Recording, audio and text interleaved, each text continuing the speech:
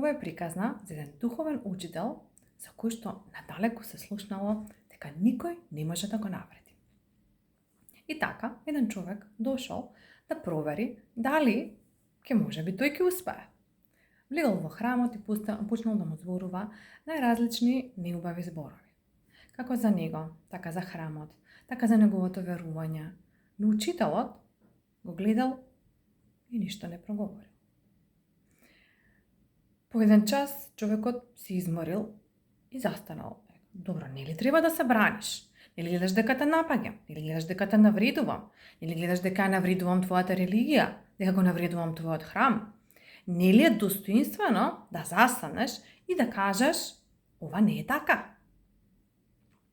Ако ми дозволиш, учителот рекол, ќе ти поставам 2 прашања. А потоа ќе зборуваме. Секако кажи. Ако јас дојдам и ти донесам тебе подарок, а ти подарокот не го примиш, чиј останува подарокот? Па твој. Ако ти дојдеш и ми донесеш навреда, а јас не ја прифатам, чија останува навредата? Па моја. Затоа. Се гледаме во наредната приказна.